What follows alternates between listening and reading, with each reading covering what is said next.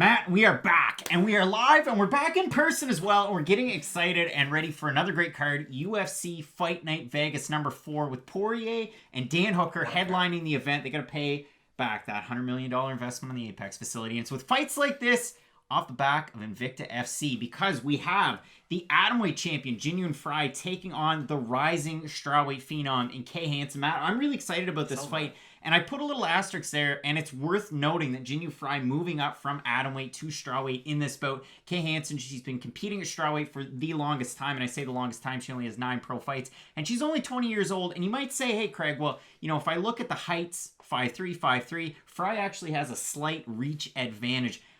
That's not really the whole story. Kay Hansen's going to be quite a bit bigger in the cage when it comes to Fight Night. But it's a really interesting one because for Jinh Yu Frey, she's taken on some big names, not just at atomweight and not just fighters that fought in Invicta, but big names. Seo Hee Ham, that you might recognize from her time in the UFC, but it's, you know, big stints in Road FC, as well as Ryzen, where she's really flourished. One of the best in the business at 105 pounds. It just so happens that in the UFC, strawweight, and she kind of faltered there. And you look at the real bugaboo for Jinh Yu Frey, Ayaka Hamasaki, one of the GOATs, especially in the lighter weight classes. She has 2 losses to her, one by finish, the last one by decision, which was her second to last fight. If you look at Jinh Yu Frey in her last one, it was a rematch, and of course she won the first fight against a really tough out in Ashley Smashley Cummins, where she got the win, got the belt back again after the time away from Invicta. But it's going to be really interesting. I mean, for Jinh Yu Frey, traditionally a southpaw, she has really good striking. She can get in close. Typically, she can clinch. I don't see her doing that in this fight, though. I mean, Kay Hansen, 10th Planet Jiu-Jitsu, and if you watched any of her recent fights, and at one point, I mean, she's won her last 2. She was 4-3 before that. She's looked really good. She's made marked improvements. And the big thing for Kay Hansen that you see in women's MMA, a little bit more so than men's, you'll see a lot more judo throws. But for Kay Hansen, it's really good wrestling that sets up the takedowns, and from there, she's able to kind of control in the ground. And I think you really touched on a lot of the good points, and especially the wrestling of Kay Hansen. I gotta be honest, I was not sold on her at the early part of her career, because she was kind of like Invicta's Chase Hooper, where it was, we have this one fighter who's 10 years younger than everybody else, and they were really trying to market her, and I feel like they pushed her a little bit too hard, but she took a little bit of time off, really honed a lot of her skills, and she has looked tremendous as of late. And I do think that the size discrepancy is going to play a big factor in this fight, because Jinh Yu Frey, she was a champion at a lower weight class. And I have to mention this too. If you're an Invicta fan, this would headline like the biggest Invicta card right now. Like, this is actually a massive fight for women's MMA, and especially in the lighter weight classes. And it's very unfortunate for Frey that there is no atomweight right now, because I do feel like she's going to have a hard time with a lot of the women at strawweight. Because you have to think, Tisha Torres right now is probably the smallest high-level...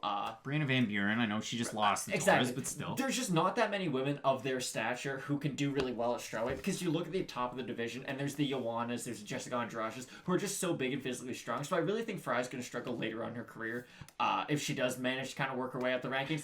I think this is all Kay Hansen. I really do. I think Hansen's going to be able to kind of wear on Frey as the fight goes on, really have a lot of clinch work, a lot of wrestling, kind of drain that power bar of Frey down as much as she can early on, and then kind of hustle her way to a decision. So I know we've kind of, you know, teased the result or who we're going to go with in this one, and I think a lot of people are going to actually disagree with us, which is fine. Let us know in the comments who you're going with in this fight. Already I've seen a large influx of Jinh Yu Frey fans, or people picking Jinh Yu Frey to win this fight. If we look at the odds, there's only a few sites that have them so far because the fight was just announced.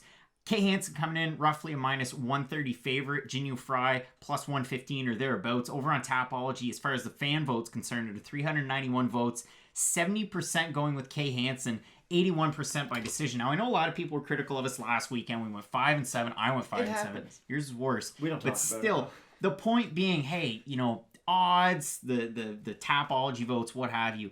We're making our picks beforehand. That's just to kind of end the video and round it out. But in terms of an overall prediction, it's just the fact that Jinh Yu Frey, in that fight against Cummins, it should have been a pretty, not an easy win, because again, it's a rematch. You know, you get some bad blood or at least a former matchup to draw from. Coming in off the Hamasaki loss over in Asia, then she's coming back to Invicta, fighting for the belt. It's a tough one. 35 years old, training out of Texas like she always has. It's a really interesting matchup, but all signs to me point to Kay Hansen to get the win here. I agree 100%. I do think that there definitely is a path to victory for Jinh Yu Frey. I think if she can really work her elbows in the clinch, we've seen Kay Hansen kind of get cut up earlier on in her career with those elbows. Again, I think that's kind of the only path to victory. I don't think she's going to out-muscle her. I don't think she's going to wrestle her. I don't think she's going to be able to kind of hold and wear down Kay Hansen against the cage. I very much think it's going to be the opposite. It's just the bigger woman's going to be able to wear down Frey as the fight goes on. And the longer this fight goes, I would definitely favor Kay Hansen. And hey, maybe by some wild stretch of the imagination, this is the first start to a strawweight division or the possibility in the UFC. You just cut featherweight, you've got strawweight. I meant to say atomweight. You're not going to want to miss the rest of our predictions for the card. It's a great one. You've got an extended look at Poirier and Dan Hooker. Matt's back in studio. We're really looking forward to it. Keep it locked in with Fight Night Picks, Matt. As we always say, let's get into it.